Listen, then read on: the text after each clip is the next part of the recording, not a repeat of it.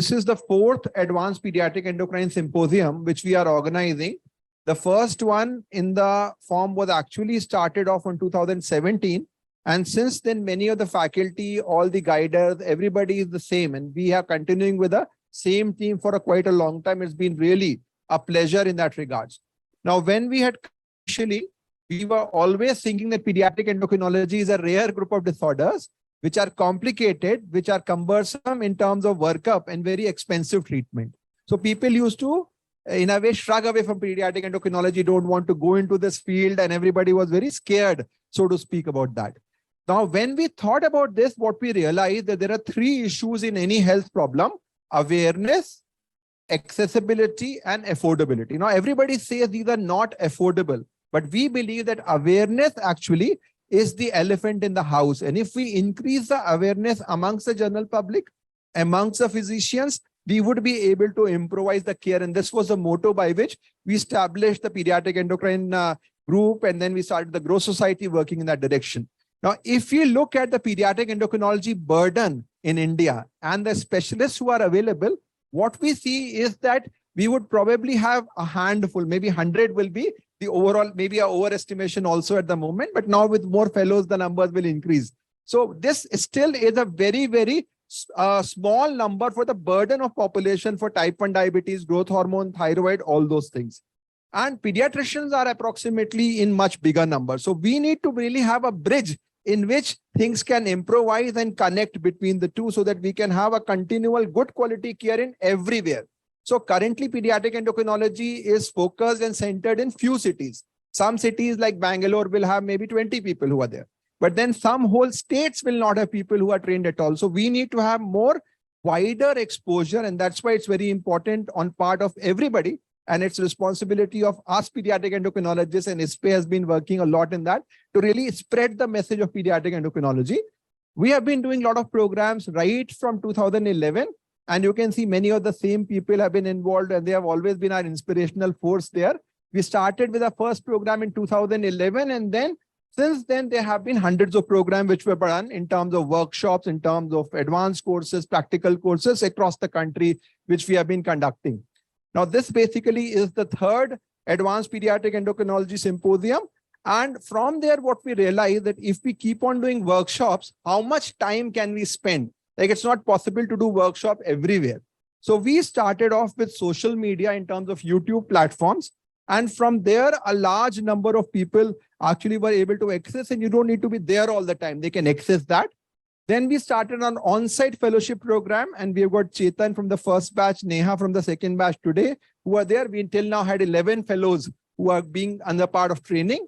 Then what we realized is that if you want to have a structured training, we need to have a web-based program. So we started with a MediClasses platform, which provides a lot of information, started with books, and then to practically use that knowledge, mobile applications were developed. So we have got a lot of e-learning videos available on YouTube with huge number of views. This is something which is available covering entirety of pediatric endocrinology. We have got structured learning program under our learning.growsociety.in. We also offer a 2-year hybrid program for fellowship and a 1-year hybrid for diploma. We had got a lot of people who come to us every 6 months for a week. They learn the exam. So it's a very intense process. So we are going to have some of the announcements about the results of the fellowship program, the first one. We conduct a lot of online courses, pretty much 3 to 4 every month. So it's quite intense. We have got a number of publications which are there. And what we are going to launch today is the second edition of our pediatric endocrinology protocols, which is a completely updated book about latest protocols for pediatricians, pediatric endocrinologists, and we'll be releasing this today. One major advantage we wanted to take was with regards to our application, because that will provide much easy access to use, because what you learn, if you don't use it immediately, you will forget and the errors will come in. And these applications were developed, and they are now become the most popular endocrinology application across the globe. And we have done a lot of publications regarding the growth interpreter, which allows practical interpretation of growth. We have got the obesity interpreter, which has been validated. We have got puberty interpreter, which allows interpretation of puberty, for thyroid, for DSD, and all of them have been presented and they are in publication in different places in that regards. Now, what we have done now is a very interesting thing, which is actually a combination of all that we have done. This is a bone age assisted interpretation of growth. So all the pediatrician would have to do is to put some basic data. It includes information like birth weight, sitting height. So all the rough things that we anyway write down and we measure, we just write the Tanner staging, we match it, we have the bone age interpretation. And as soon as this is done, it is using all the algorithms which are available. And based upon this algorithm, we will have a lot of information, data points will be available. So you will have specific charts, bone age interpretation, lot of parameters, and this will predict the likely diagnosis, most likely investigation. And we are validating this now. So this will be a very valuable tool for screening pediatric endocrine disorders. And hopefully, so this is how the result will look like. So you will have charts and you will have table which has got a lot of interpretation, and then we'll give you the final interpretation as to what is the likely diagnosis in that regards. We are coming up also with a personalized intelligent EMR, which is going to basically decide based upon specific conditions, give the inputs for every condition. And once you choose those conditions, you get the data, you will get an output which will guide in terms of evaluation, assessment. So only those which are relevant will come up on that drop-down menu. And based upon that, you will have a state-of-the-art evidence-based algorithm-driven approach which will come and analysis will come. This will provide information in the form of also a nutrition chart. So a 7-day meal plan will be there. All your regular insulins and how you use insulin in treatment. Can I ask for a show of hands? How many of you use split mix regime where you use NPH and regular as twice daily dosing? How many of you use in your patients? Not one. How many of you use a basal bolus regimen with a regular insulin and a glargine? And how many of you use a long-acting, extra long-acting insulin like Tresiba with a faster-acting aspart? 1 or 2, 3, yeah. 4. So I think, so Anurag was very specific that the regular part would all be there. So I thought,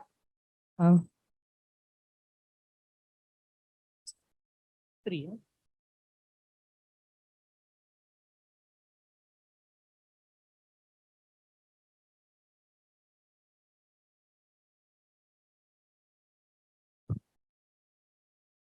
So all of us have been using different kinds of insulin, and Dr. Rishi was saying how frequently you check blood sugars. Out of the doctors here, for those who deal with children with diabetes, how frequently do you get your patients to check blood sugars? Dr. Pradeep, how frequently do your patients check blood sugars? Ma'am, that depends actually on resources, but I usually persuade them to at least 6 times. For how many days in a month? Maybe daily. Okay. So, and anybody else has any other opinion? Because the most integral part of management, oh, thank you, sir. This one. The main part and the integral part of management of diabetes would be blood sugar checks and tailoring doses. Nobody can wear the same dress.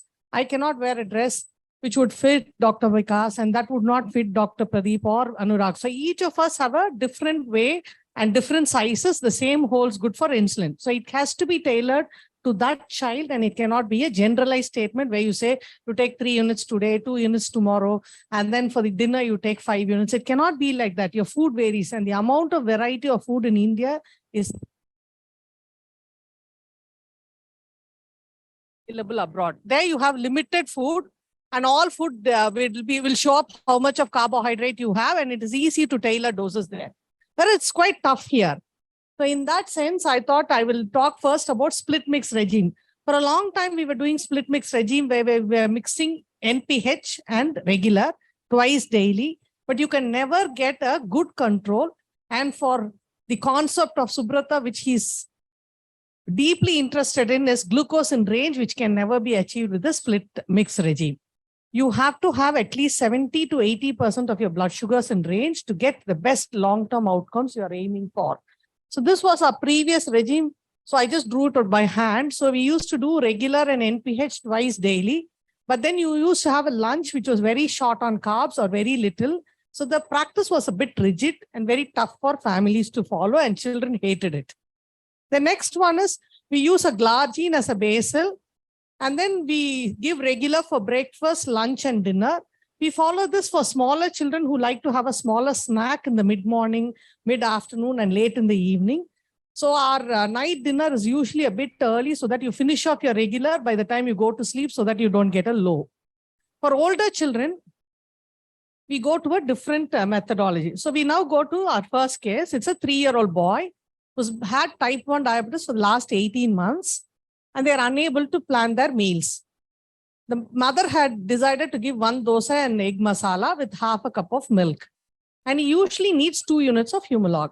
She gave the insulin and he just shut his mouth and refused to open his mouth. The mom is frantic. She says he's going to have a low. What will I do now? And what else could I have done? Or is there anything else I can think of to improve this?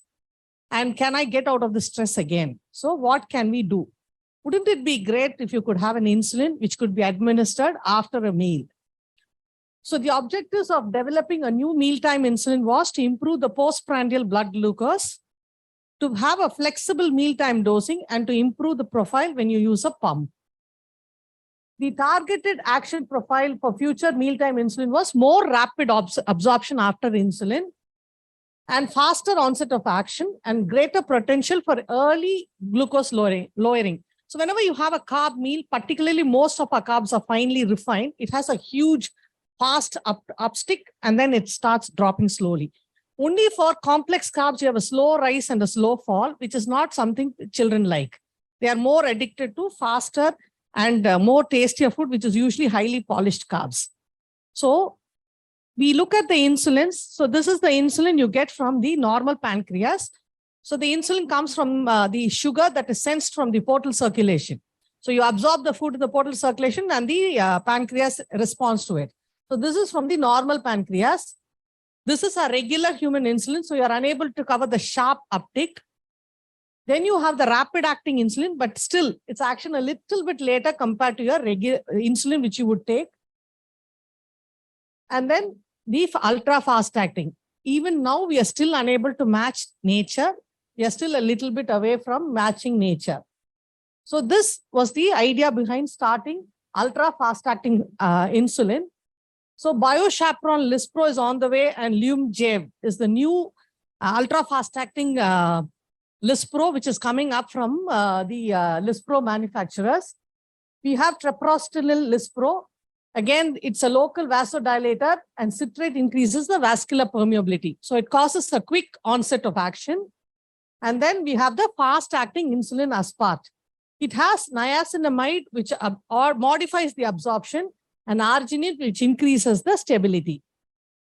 So you look at this. This is the faster aspart, which is a new formulation. Niacinamide is a vitamin B3, and L-arginine is added for stability, and these are naturally occurring substances, so you don't have side effects because of the use of the faster-acting aspart. Compared with insulin aspart, what does faster aspart do? Twice as fast onset of appearance in the bloodstream. So if you look at the onset of action, it is faster, it comes on earlier. And you remember, you have a huge uptick when you take the carb, and it is trying to match that. But actually, always take everything with a pinch of salt or a grain of salt. In practice, we are not seeing the same effect for every child a similar way. If you look at aspart, you can actually predict what the action would be, the duration of action, the onset of action. But aspart, faster acting aspart, works beautifully in some patients. For some, it doesn't work well at all. But if you look at the basic pharmacology, pharmacodynamics, and pharmacokinetics, the prediction is that it will work really almost as near as possible to a natural insulin. Twofold higher insulin exposure within the first 30 minutes because your uptick is faster in the first 30 minutes with your carb meal. So it tries to match the insulin, the glucose, and tries to keep it under control. So faster acting insulin helps to overcome the limitations. Regular insulin should be administered 30 to 45 minutes before your meals. Aspart, glulisine, and Lispro should be administered about at least 15 minutes before the start of a meal. Faster aspart may be administered up to 2 minutes before the start of a meal, or when necessary, up to 20 minutes after a meal. without compromising A1C control and hypoglycemia risk. Remember that 20 minutes.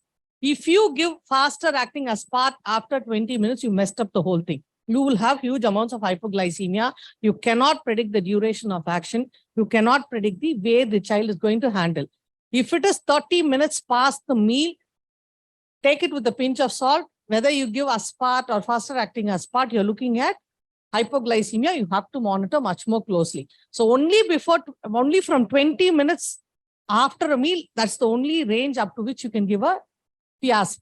But again, remember, it is even then, it is better to give it before a meal if it is possible. Only for children who cannot or for whom you cannot predict whether they will take a meal or how much of carbs will go, it is okay to give after a meal or on special situations like a function, they're going for a marriage, they're going to take a lot of sweets or something like that, then it is okay to give after the meal. So these are studies which have looked at faster acting aspart, and they've looked at the first one. The top line is the faster aspart and the younger one. So it is non-inferior to the regular aspart. The only advantage is it's the onset of action is definitely faster and the earlier peak you get, and tries to overcome the earlier peak in glucose after taking a carb meal.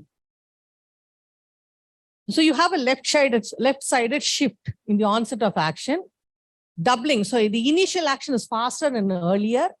2.5-fold increase in the initial glucose lowering effect within 30 minutes of subcutaneous injection. Earlier offset of exposure and effect. Faster aspart more closely resemble the mealtime insulin secretion in healthy individuals, giving faster aspart the potential to further improve postprandial glucose control. Change from baseline in 1 hour postprandial glucose increment is in favor of faster aspart versus Novorapid. Okay, these are all data. But in practice, when you give Fiasp, remember, you have to check the blood sugars frequently. And as Dr. Pradeep said, it's always before and 2 to 3 hours after a meal. Look at how well it is monitored, how well they've responded. If you have the luxury of using a CGMS, it cannot be counted. It cannot be better than that, because that will also tell you the trend in which it went. Remember, your Libre is not a continuous glucose monitoring system. It is an intermittently measured blood glucose. Your continuous glucose monitoring systems are Dexcom and only Guardian Connect. So you cannot consider Libre as a CGMS. It is actually an intermittently measured blood sugar monitoring system. So please, it's actually trying to predict based on 15-minute or 10-minute measurements, and it tries to predict what is happening between those measurements. So it is not actually a CGMS, it is an AGMS. So if you want to see the perfect effect and the perfect curve and see how it responds, it has to be either a Dexcom or it should be Guardian Connect. So this is the mealtime flexibility. Is there an arrow in this? Okay, yeah, I'll do it with this thing. Okay, then that's fine. So you look at the, I'm sorry. If you look at all the 3 points, that blue one, the dark blue one is the faster aspart, which is given before the meal. The second one, the lighter blue, is given faster aspart after the meal. And the third one is the Novorapid, which was given before meal. If you look at it, if you give a faster acting aspart after the meal, it is still inferior to your Novorapid. Aspart has to be given before meal to get the best effect. But in children where it is not possible or in special situations, you can give it after a meal. So don't make it a habit, but when you need it and in certain special situations, you can go. Though they say it is non-inferior, it is not superior or better. Lumjev is the next insulin Lispro AABC injection, which has been approved by the FDA for faster acting Lispro. And this actually appears in the circulation within a minute. So Lumjev demonstrated superior reduction in blood glucose spikes at both 1 hour and 2 hours after a test meal compared to Humalog. Time action profile, it appears in the bloodstream within a minute. It enhances insulin microvascular absorption and diffusion. So over a period of time, we had NPH. Then we had our recombinant insulin. Then you had the first long-acting insulin, the glargine, then the detimir, and the last now you have the glargine 300 and the degludec. So these are the longer-acting insulin. And what is the last insulin added last week? If any of you have been reading NEJM would have seen. So icodec has come. It's once weekly insulin for type 2 diabetes. I'm not sure whether it's going to come for pediatrics because your hypos also is going to be for a week long if you give icodec and then try to manage type 1 diabetes. So glargine 100 units per ml and detimir. So glargine is A21 asparagine in insulin is replaced by glycine and it is added to B30. So anyway, it is an acidic pH. Whenever you give glargine, have you ever asked your patients what is the complaint? It gives a stinging sensation and some children hate it. That is why I always ask families to give glargine in the gluteal region. The burning sensation is a little bit less. So it is in an acidic pH. It works, actually they say it works for about 24 to 26 hours. In practical situations, again in real-time life, we see it working well for about 18 to 24 hours. That is why I personally prefer giving glargine in the night.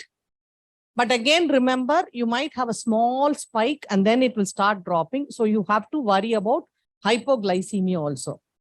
Detimir, it is better to give twice daily, though they say the duration of action is for long. It is still better to give detimir twice daily. They say the spectrum of action and the control of blood glucose basally is much better when given twice daily than once.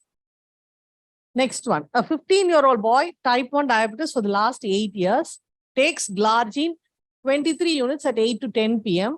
Morning sugars are not stable, shifts glargine to the evening.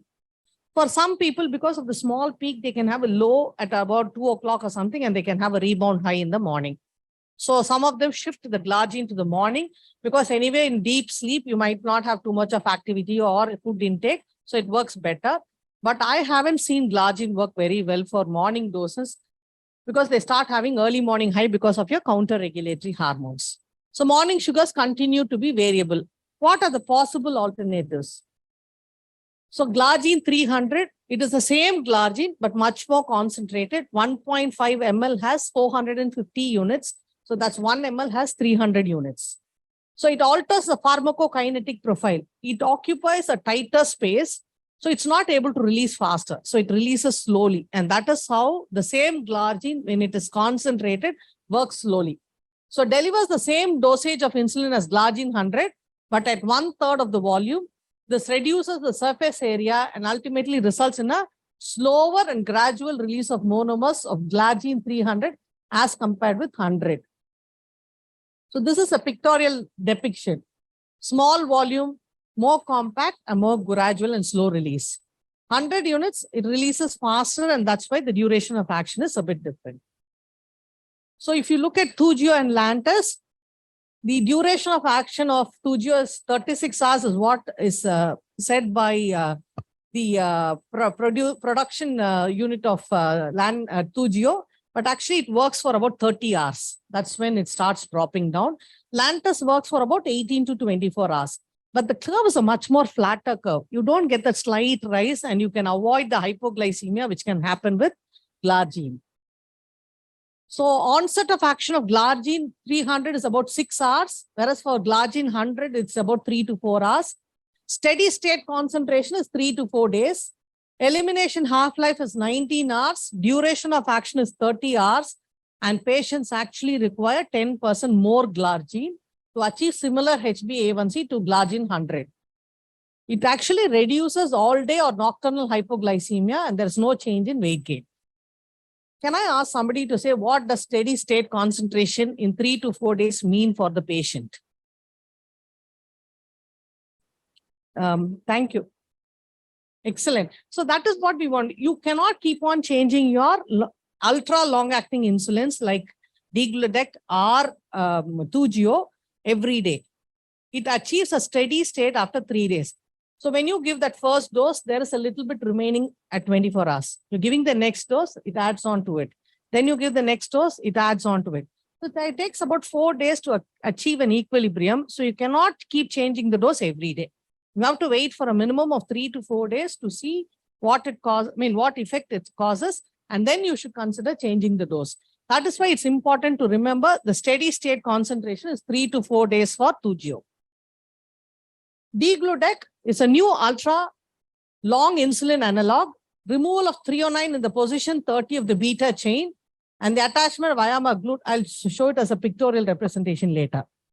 After changing from the pharmaceutical formulation to the subcutaneous environment, it precipitates in the subcutaneous tissue, forms a depot that slowly undergoes a highly predictable dissociation.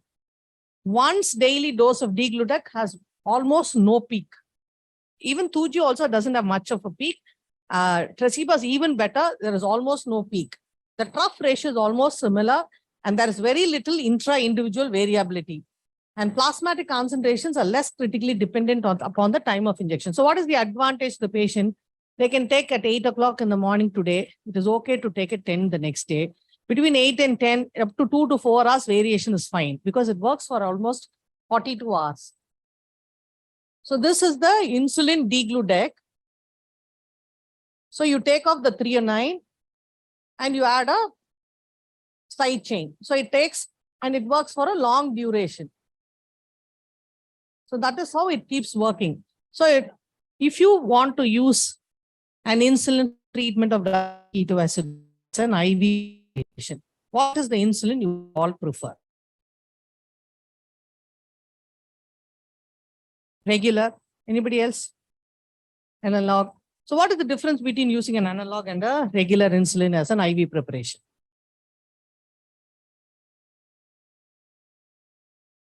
Both are the same because it is actually the dissociation rate in the subcutaneous tissue which determines the duration of action and not what is there. So whatever insulin you use as an intravenous preparation, it works the same. It lasts for only 2 minutes in the circulation. That is why when you give intravenous insulin infusion in diabetic ketoacidosis, you should give your subcutaneous insulin at different points of time. If you give analogs, you have to give at least 15 to 30 minutes before you switch off IV. 2 hours before switching off, you should give regular insulin before switching off. So that is because the IV insulin lasts for only 2 minutes. So the dissociation rate is what determines the duration and onset of action. So it's injected in a dihexamer formation. Rapid phenol depletion after injection results in multiple hexamer. And the zinc, there is zinc there, which will actually slowly allow it to release gradually. And that is why you get a steady state and it gradually releases the monomers. So onset of action is about 2 hours. I'm sorry, this is for Tresiba. Steady state concentration is in 2 to 3 days. Elimination half-life is 25 hours. And duration of action is 42 hours. Again, we continue to use once daily Tresiba. We are not using once in 36 hours because there is a gradual fall off and you look at the steady state concentration. And that is why we actually continue to give it at the same time for 2GO for sure. At least for Tresiba, you can have a 2 to 4 hour variation between doses the previous day and the next day. Nocturnal and all-day hypoglycemia is similar to glargine. There was no extra advantage in this. So degludec, you look at the flat curve, almost a flat curve, and only after 36 hours, there is a slight variation. That is why, though they say it works for 42 hours, it actually works maximally for 36 hours. So how can you shift from glargine to degludec? Take 2/3 of the regular dose of glargine for Tresiba. Wait for 3 days to achieve equilibrium before stepping up the dose. Can have a variability for a couple of hours for the dosing schedule of degludec. Much better and flatter profile. No stinging sensation, but expensive. You may waste insulin if tried in younger children. This is the only insulin which the company itself claims it is stable for about 56 days. For the others, you're supposed to change every 30 days. But since it continues to work and reduces the blood sugar, we use it for 40-45 days if the blood sugar continues to become better. So insulin icodec is a basal insulin analog administered once weekly. Among people with insulin naive type 2 diabetes, once weekly icodec demonstrated superior HbA1c reduction to once daily degludec after 26 weeks of treatment with no difference in weight change and hypoglycemic events of less than 1 event per patient year exposure in both groups. So this is icodec, and this was the recent paper which came out both in JAMA and NEJM. Thank you so much. For nasal insulin, Afrezza, I think quite a few of you might remember Afrezza being introduced in 2006. And it was stopped because of the variability of absorption during respiratory infections. You needed 10 times the regular dose, and you were worried about the paracrine effects, risk for malignancy in later life. Now they're working on newer inhaled insulins in Harvard, they said.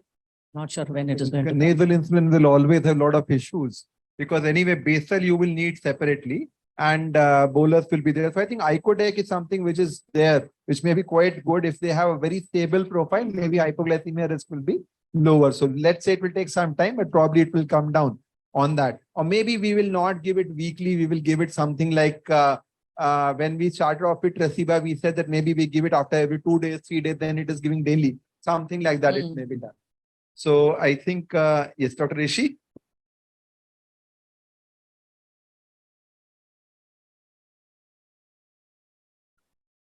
This insulin is very good. Nicotec, the advantage, if you see, all of you will be treating type 2 diabetic children also.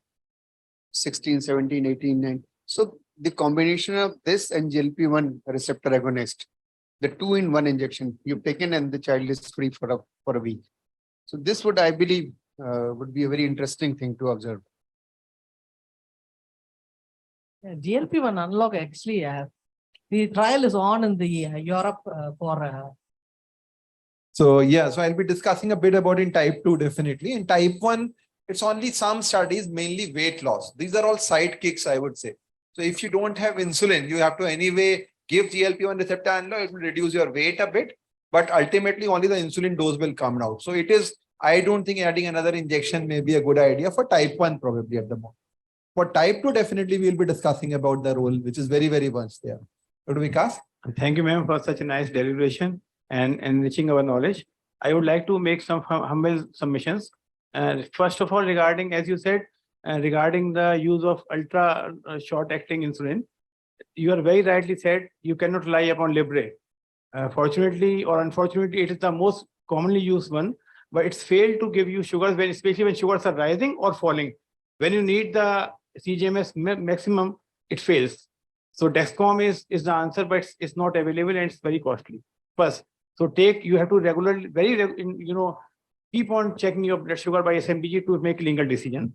Secondly, I labeled degludate. My experiences with Tresiba is, I say it's a poor man's pump.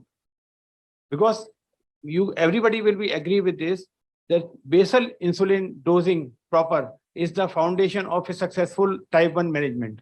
If you are able to achieve a good basal rate, you have the battle well done. And degludate by far the best insulin I have ever used. But the capping is when you start degludate, give 4 to 5 days rather, not 2-3 days to stabilize and do not change the dose.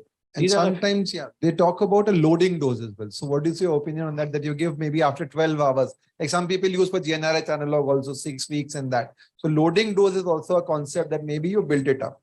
But that's not proven, but there's some studies which have shown that it may be. I would rather give more short-acting insulin for a shorter duration till they achieve equilibrium, and then step down on my shorter insulin rather than giving a loading dose. Thank you, ma'am. Dr. Pati. We'll take a last question from Dr. Ruchi, I think. Ma'am, I had a question. What are the patients that which we can use Tresiba instead of Glargine? Because we have, like I work in a setup where Glargine is readily available through the government supply. So what are the candidates? I would, if I ask for recommendations for degludec, I have to have a stronger. So first, if it is funded by somebody, then it is different. If the patient can afford, it's definitely much better basal insulin than Glargine any day. The peak, the fall, the flat curve and all is beautiful with Tresiba. And for children who are older, particularly after 8th standard, like 13, 14 years of age, who are teenagers, who play sports, who like their meal times to be different. They don't like fixed, rigid meals. Except for breakfast, which I tell them, you have to be specific to be early to avoid the counter-regulatory hormone effects. The other meals can be as per your preference, and you don't have that midnight high and low with Tresiba. It's a totally flat curve, and it's beautiful actually. For patients who can afford, I think it's the best option. No, ma'am, not affordability. So what can I advocate as an indication for For patient point of view. Teenage, no. Only for- teenagers? No. For whenever you have difficulty in getting your morning blood sugar under control, Okay. you use glargine, you checked your blood sugars at 2 a.m., you Yes, checked at 12 a.m., 4 a.m., still your 7 a.m. blood sugars are high. You are unable to bring it under control, even for the best of children, then I think you have to shift to deglutide. Thank you so much, ma'am. I just have two comments regarding FIAS. It's becoming very, very fashionable to use FIAS. But I think very important to remember that it starts early, reaches a peak quickly, and disappears from the system early. So when we have these children who go back to school, and then they leave at 7 o'clock in the morning, and they come back at 2:30, one dose of FIAS before breakfast, especially if they have no facilities in the school to give another injection with, say, the snack or a mini lunch, usually they come back with very, very high blood sugars. And that is what has been a rate limiting step for me in using FIAS in school going children. And somehow I still feel regular insulin is still the gold standard, but I would like to have your opinion. The second situation where FIAS was invaluable was just a few months ago, maybe 6 weeks ago. A baby who was about 8 months with severe decay had come in. When we were transitioning, we didn't know how much insulin to give because this baby was mainly on milk. And so what we really did is we used, and I want to underscore what Dr. Ahila has said, that one of the most important take-home messages from here is if you have an ultra-fast acting insulin, one of the biggest advantages is you can give it after the meal as long as you don't stretch it, for hours later. So in this baby, we managed to control by giving a very small amount of a long-acting. We use Tresiba in this case because it is actually, what do you call that, license beyond 1 year. We took the poetic license of using it in 8 months, and we peppered with a little bit of FIAS after the meals. And that is why I think there's a big role for FIAS, but one has to be a little careful in not using it, indiscriminately. And lastly, the cost is very expensive.